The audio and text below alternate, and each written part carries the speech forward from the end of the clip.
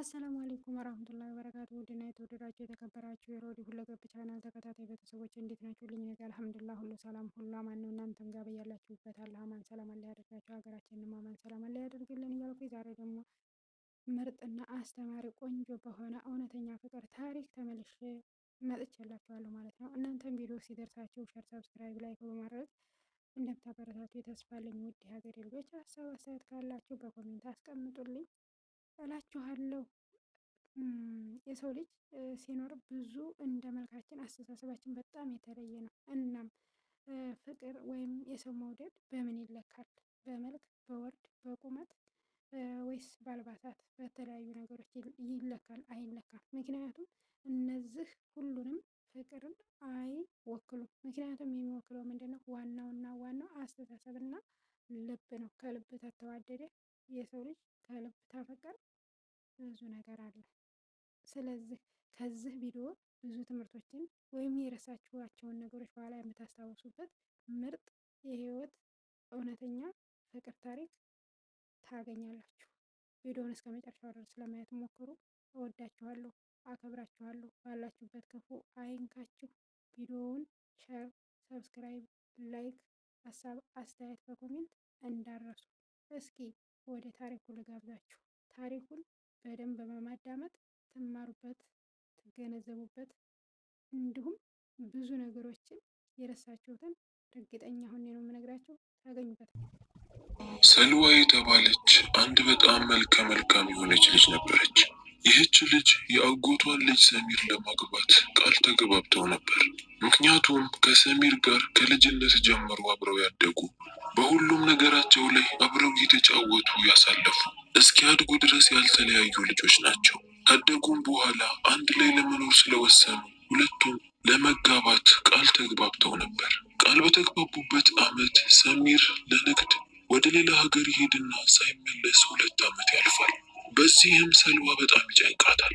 ቀኑን ሙሉ ማልቀስ ሆነ ስራው። የሚያስጨንቀው ነገር ይሄ ብቻ አልነበረም። የእሷ አባት ኢብራሂም የንጉሱ አማካሪ ነበር።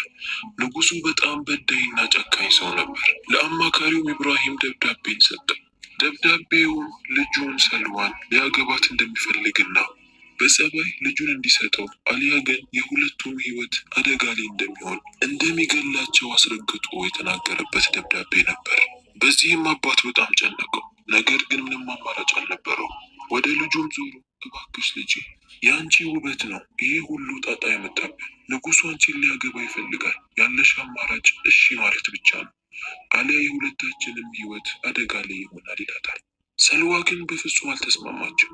ከሱ የበለጠ ጥንካሬን አሳይታ አባቴ ሆይ እኔ እኮ ከምወደውና ከሚወደኝ ሰው ጋር ቃል ኪዳን አለኝ፣ ይህንን ቃል ደግሞ ላፈርስ አልችልም ትለዋለች። ኢብራሂምም ልጁ ሰልዋን ይለምናት ጀመር። ንጉሱን ፈልጓቸው ስለነበር እያወራት እሺ እንድትለው እየነገራት ወደ ንጉሱ ጋር ይገባሉ። ንጉሱ በጥቁሩ ዙፋኑ ላይ ጥቁር በጥቁር ለብሶ አስፈሪ ጭራቅ መስሎ ቁጭ ብሏል። ንጉሱም ወደ ሁለቱም እየተመለከተ መቼስ ያልኩህን ነገር በአግባቡ እንደምተገብር ተስፋ አድርጋለሁ ይለዋል። ሰልዋ ግን በአቋሟ ላይ እንደጸናች ነበር። እሷም በተራዋ ንጉሱን እየተመለከተች እኔ ቃል ኪዳን ያለኝ ሰው ነኝ፣ የአጎቴ ልጅን እንጂ ሌላን ማንም አላገባም፣ እሱ እስኪመጣ ድረስ እጠብቃለሁ ትለዋለች። ይህንን የሰማው ንጉስ ግን በጣም ይናደዳል። ውበት አለኝ ብለሽ ነው እንደዚህ የምታወሪ? ንጉስ ነኝ እኮ እስካሁን አንድ ሰው እንዳንቺ ተዳፍሮኝ አያውቅም። ይህንን የምታደርጊ ከሆነ አንቺ እድለኛ ቢስ ነሽ። አባትሽ ደግሞ ሟች ነው። በጣም ውብ ነኝ ብለሽ የምታስቢ ከሆነ ጭራሽ እኔም አላገባሽ። ነገር ግን ፊቱና አይኑ ለተበላሸ አስቀያሚ ሰው ድርሻለሁ፣ ምን እንደምታመጪ እናያለን ይላታል። ይህንንም ካላት በኋላ አባቷ ጎንብሶ እያለቀሰ እሷ ደግሞ እንደ ሐውልት ፈዛ እንደቀረች ጥሏቸው ይሄዳል። ጨካኙ ንጉስ ያለውን ነገር ከማድረግ ወደ ኋላ አላለም ነበር። የእሷን ሀሳብ ድጋሚ ሳይጠይቃትም አባቷንም ሳያማክር አይኑና ፊቱ ለተጨፈለቀ አስቀያሚ ሰው ይድራታል። ሳትፈልግ በግዷ እያለቀሰች ያንን ሰው ታገባዋለች። ሰውየውን ስትመለከተው እንደተባለውም ፊቱ የሚያስፈራ አይኑ ድፍርስ ያለ በጣም አስቀያሚ ሰው ነበር። ቢሆንም ግን ወደ እሷ ጠጋ ብሎ ለስለስ ብሎ ነበር ያዋራት። እኔ አንቺን በማግባቴ በጣም ደስተኛ ነኝ፣ በምንም ላስጨንቅሽም ልጎዳሽም አልፈልግም፣ እንደፈለግሽ መሆን ትችያለሽ ይላታል። ሰልዋም እንደዚህ ለስለስ ያለ ንግግር ይናገራል ብላ አልጠበቀችም ነበር። በጣም ግራ ተጋባች። መልኩና አነጋገሩ ጭራሽ አይገናኝ። ምንም አትፍሪ፣ አትጨነቂ፣ እኔ ጭራሽ አልጎዳሽም፣ ልጎዳሽም አላስብም ይላትና ወደ ክፍሏ እንድትገባ ጥሏት ወደ ላይ ይወጣል። ሰልዋም በቤቱ እየተዘዋወረች ሳለ አንድ ነገርን ታስተውላለች። እሱ በተቀመጠበት ቦታ ላይ የአንገት ሐብል ነበር። ሐብሉንም አንስታ ስትመለከተው በጣም ደነገጠች። ከዚህ በፊት የምትወደውና ልታገባው ስትጠብቀው የነበረው ሰሚር በስጦታ መልክ የሰጠችው ከአንገት ሐብል ጋር በጣም ይመሳሰላል። የአንገት ሐብሉንም እያዘዋወረች ትኩር ብላ ትመለከተው ጀመር። በዚህ ሰዓትም ባሏ ወደ እሷ ጋር ይገባል። ቀና አለችና ይሄ ሐብል ከየት አመጣኸው ብላ ጠየቀችው። ሰውየውም ይህንን እኔን መጠየቅ አትችይም፣ ይሄ እኔ ብቻ ነው ይላታል። ሰልዋም መልሱን ስትሰማ በጣም ትናደዳለች። ይሄ እኮ ለወደፊት የምወደው ባሌ ይሆናል ብዬ ስጠብቀው የነበረው ሰሚር ለእሱ የሰጠሁት የአንገት ሐብል ነው። ከየት ልታገኘው ቻልክ? እንዴት ወሰድክበት? ይህንን ለማግኘት ምን ያህል መስዋዕት ነው የከፈልከው? ብላ በጥያቄ ታፋጥጠው ጀመር። ሰውየውም ይህንን ሲሰማ ምን ያህል መስዋዕት ነው ያልሽኝ? ደስታዬን፣ ንብረቴን፣ ሙሉ ህይወቴን በአንድ እርግማን ያጣሁት። እባክሽ ስለዚህ ጉዳይ ድጋሚ እንዳትጠይቂ እባክሽ፣ አሁን ከዚህ ጥያቄ ራቂ እባክሽ ይላትና እቤቱን ጥሎ ይወጣል። በዚህ ሰዓትም ሰልዋ ይህ ሰው ስለ ሰሚር ብቻ ሳይሆን ስለ ራሱ ህይወትም እንደሚያስጨንቀው ይገባታል። ስለዚህ እዛ ቤት ለመቆየት ትወስናለች። ሁሉንም ነገር በአግባቡ እየተከታተለች ለማወቅም ፈለገች።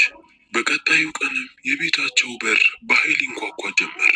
ሰውየውን በራሱ ወጥቶ በሩን ይከፍታል። አንድ ምስኪን አሮጊት ነበረች። የሚበላ ነገር ካለ ፈልጋ ነበር የመጣችው።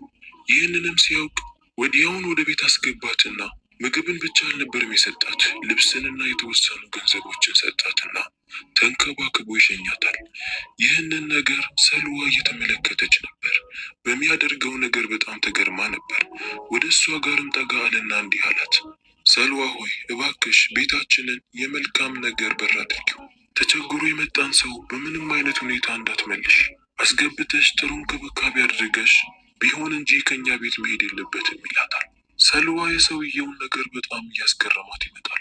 በዚህን ያህል የተቸገሩ ሰዎችን መርዳት ይወዳል ማለት ነው እያለች በሱ ተገርማ ራሷን ትጠይቅ ጀመር።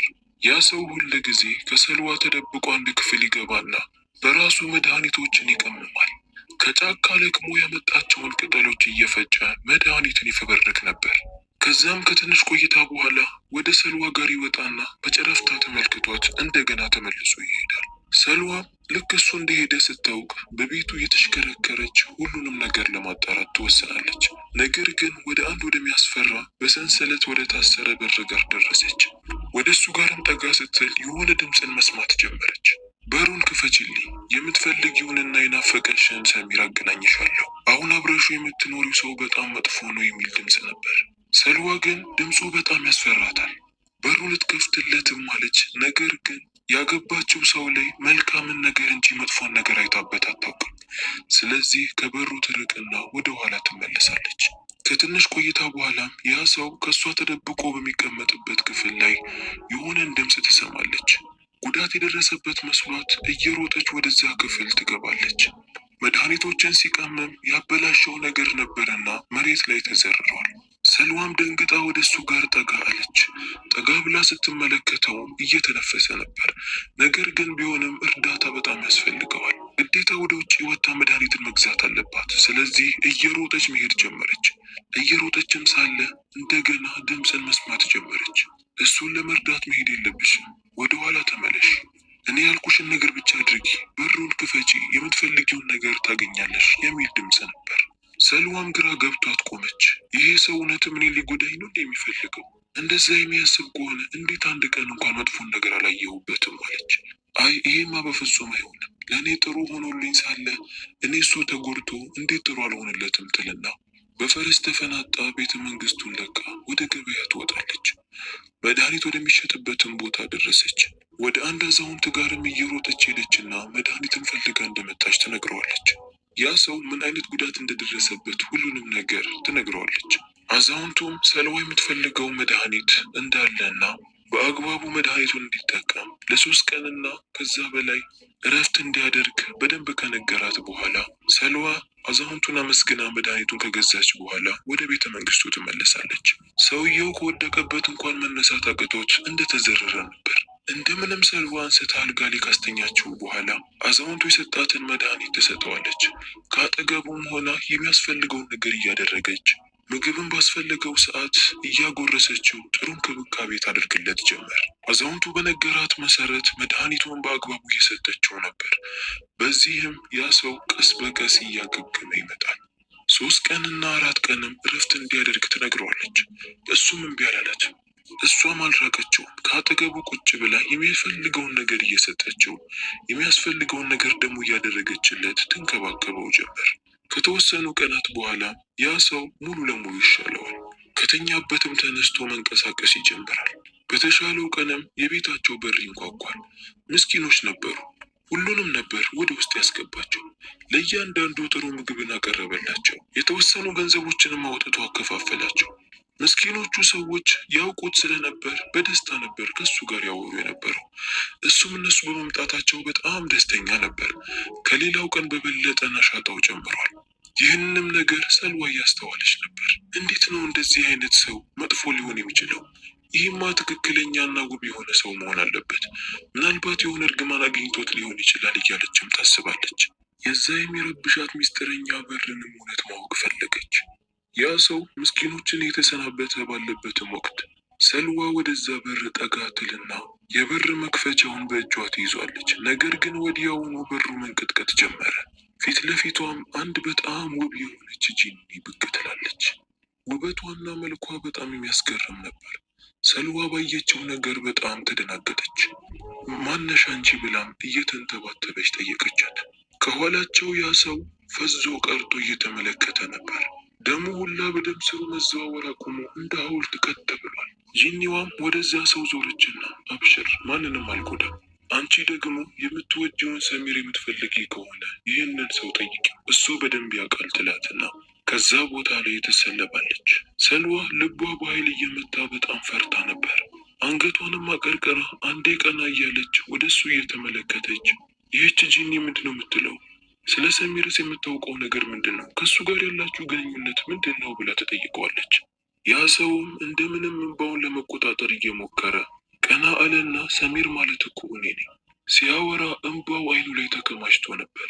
አዎ የምትወጂውና የምትጠብቂው ሰሚር እኔ ነኝ። ለንግድ ጉዞ ባደረኩበት ወቅት ነበር ይህች ጂኒን የወደደች። አግባኝም ብላ አስጨነቀች። ነገር ግን እኔ እምቢ አልኳት፣ ምክንያቱም ከአንቺ ጋር ያለኝ ቃል ኪዳን ስለነበረ። ጂኒዋ ግን ታስፈራራኝ ጀመር። እኔም እምቢ ማለቴን ቀጠልኩ። በስተ መጨረሻም በጣም ስትናደድ እምቢ የምትል ከሆነ እንዲህ መልክ አስጠሊና አስቀያሚ እንደሆን ሰበብ ሆነች። ወደዚህ መንደር እንኳን መመለስ አልፈለኩም ነበር፣ ምክንያቱም በዚህ ሁኔታ ላይ ሁኜ እንዲህ አስቀያሚ ሁኜ ብታይኝ ምትቀበይኝ አልመሰለኝ። ጂኒያም ወደ እኔ ጋር መታ ወደ ድሮ መልክ መመለስ የምትፈልግ ከሆነ ሁለት አማራጭ ብቻ ነው ያለ። አንደኛ እኔን ማግባት፣ ሁለተኛ ደግሞ እንዲህ አስቀያሚ ሆነ እውነት የምትወደህ ሴት ካለች መልክ የሚመለስ ይሆናል አለች። እኔም እሷን መቼም እንደማላገባት ነግሬ በመልኬም ተስፋ ቆርጬ ወደ መንደር ተመለስኩኝ። ነገር ግን ማንም ሊያይኝ ስላልፈለግኩኝ በቤተ መንግስት ውስጥ ለንጉሱ በድብቅ አገልጋይ ሁኜ መኖር ጀመርኩኝ አላት። ይህንንም የሰማችው ሰልዋ ማልቀስ ጀመረች። ይህንን ማድረግ አልነበረብህም፣ እኔ ከመልክህ ምን አለኝ? ልባችን እኮ ነው አንድ የሆነው አለችውና እዛው ሰሚርን አቅፋው እኔ ከልቤ ነው የምወድህ ብላ ማልቀስ ጀመረች።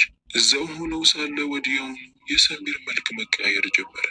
ድሮ ወደ ነበረበትና ወደሚያምረው መልኩ ሰልዋ የምታውቀው የድሮ ሰሚር ሆነ። በዚህም ሰልዋ በጣም ደስተኛ ሆነች። ሰሚርም በጣም ደስተኛ ሆነ። ከዛ በላይ ለሰልዋ ለሱ ያላት ውዴታ ምን ያህል ትልቅ እንደሆነም ገባው።